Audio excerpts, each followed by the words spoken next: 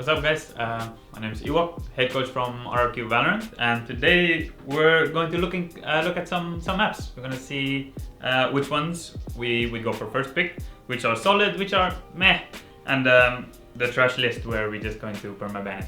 So let's take a look. First up, okay, we got bind.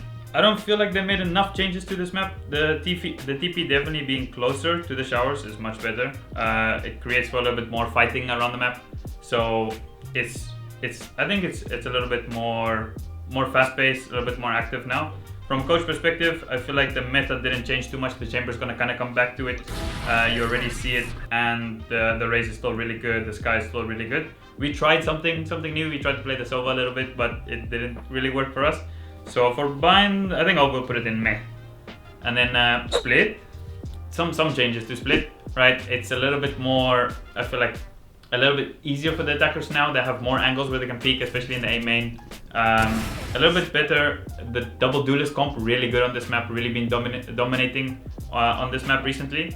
But I see some teams are kind of getting used to how to play it against it now, so they're kind of moving over a little bit away. I feel like it's been figured out a bit. We also tried it out, the double duelist. For us, we had some success with it, some failures, but overall, I think it's a pretty solid map. On strategic point of view, a little bit more, I think, is you can decide if you want to set up more for the defense side or attacker side. We went for the attacker side things, and then you also go for the attacking side pick on split because you have a little bit more attacking side comp.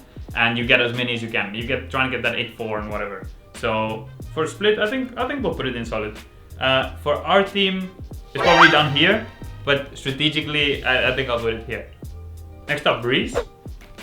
Not in the map pool at the moment. I feel like the meta is a little bit stale now that Chamber's back. It's probably going to be back on Breeze. If it does come back, I'd like to see some changes. I think it gets a little bit basic in terms of what you can do. You can go hit the A side. You can kind of split the A side. There's two different ways to split the A side, and then the B side gets a little bit weird. So I'm looking forward to a lot of changes on this map. I like the fact that it's a lot of dueling, but from the coach's point of view, I think it could be we could make some changes and then it have some more strategic impact on the map rather than just people running around and shooting each other. So for this, I'll put it in the meh for now. Let's see if they can make some changes, then it could maybe go up here. Maybe it could be a lot better. Maybe even play some rain on it. Oh, hell no! Pearl, I think the changes are pretty good. They made some good changes on Pearl, but I think the map's still a little bit stale. I think you can swap around some comps. To be honest, I do like playing quite strategic on this map. We felt like we played a really nice comp at the start of this year at lock-in with the Sage. We played no duelist. Is a comp that I worked on for a long time, and we felt like it felt really good. We were really successful in scrims. Unfortunately, we fell to foot at lock-in on this map, but I felt like we had a pretty good performance and we should have won the map. We ended up changing the comp to more kind of what fit the players a little bit more. So for Pearl, strategically, I'd give it like a B, maybe a B+. So definitely the rework on the B side is much better now. It's quite hard to actually hit the B side now if you go straight. You really do need that Harbor ultimate or that Killjoy ultimate to go and hit the B side. And it made the A split and the direct A lot more common than what it used to be. So comps now kind of go a little bit more that they can hit the A side a little bit more. I do like that you can run a variety of duelists on this map. We've seen some teams try the neon. We see some like the difference of smokers, which are really nice. It kind of leaves it up to the team and the coach to decide which comps they want to play. So I do like the Pro. I think I'll put it on first pick just because I feel like there's good variety to it.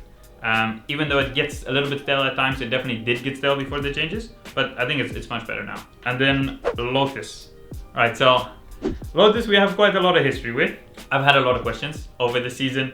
Kind of sounded like, why did you pick Lotus? What are you guys doing? You guys are trolling. Meanwhile, in scrims, we're always dominating on this map, and then we go play Lotus, and it just never worked out for us. The start of the season, it was awful, but it did go full Cinderella story. We played it against Gen.G, and we smashed them. So finally, all our Lotus work kind of paid off. It took a little bit long, so hopefully next year it's a little bit better. From a coach standpoint, on this map, I do like the map. I think the Odin spam is pretty cool. A lot of Odin spamming. I feel like if you do, you kind of get rewarded for knowing your lineups and doing your server work, which I do appreciate. Because we do spend a lot of time in the server, so kind of getting rewarded for that extra time that you put in it feels nice. Strategically, I like how you can split around through the map, opening the doors, opening the little hobbit doors, what we call it. I kind of like how that works, the mechanic, it makes it interesting.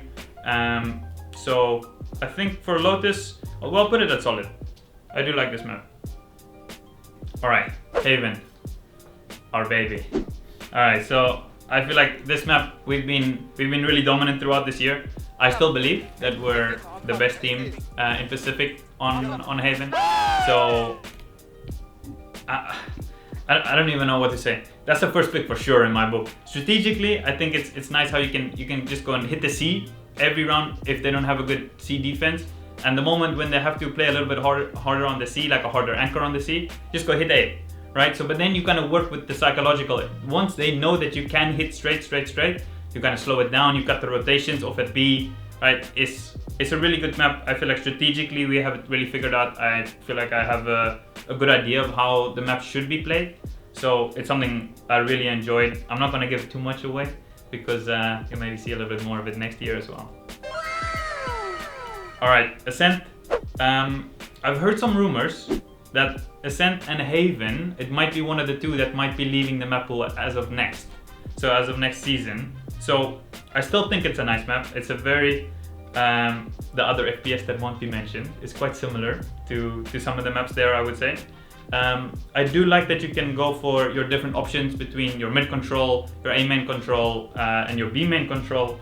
Is on the attacker side, I feel like you can play it really fast or really slow, which I do enjoy. And the defense side, I feel like there's a lot of just little setups that you can do. You do get rewarded for having a strong defense and a strong attack.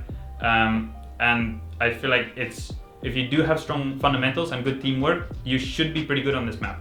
I feel like if you have a problem on Ascent, you might have a problem in your team.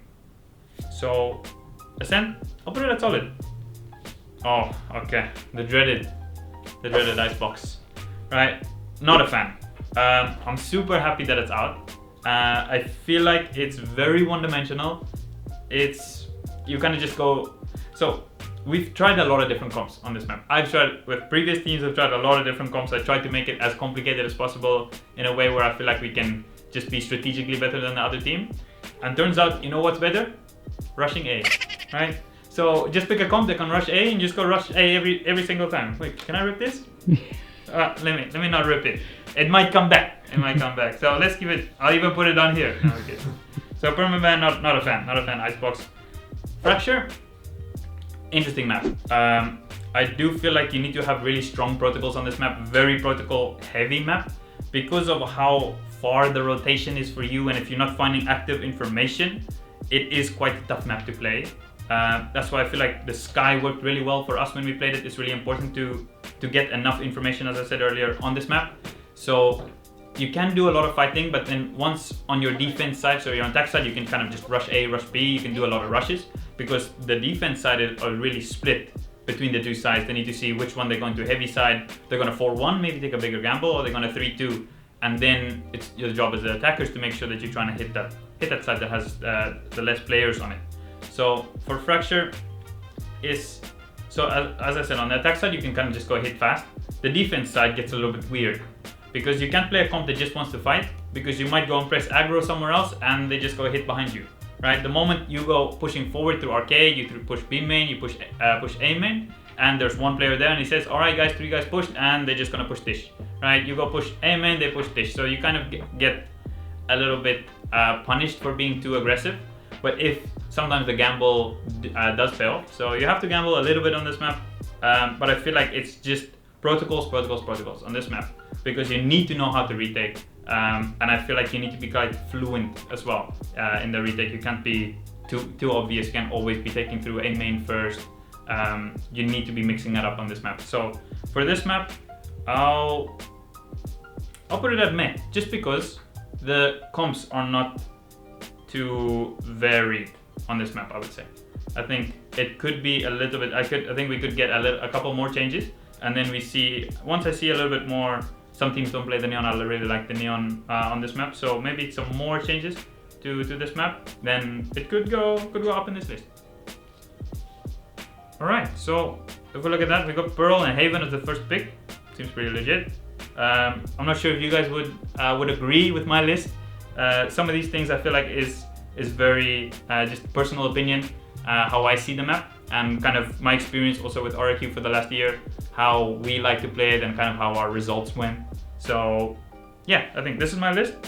Let us know down in the comment if you guys agree with our list, or if you guys think it's absolutely upside down and we're gonna just pop it like this. All right, so let us know if it's actually supposed to be like this. Thank you very much for watching.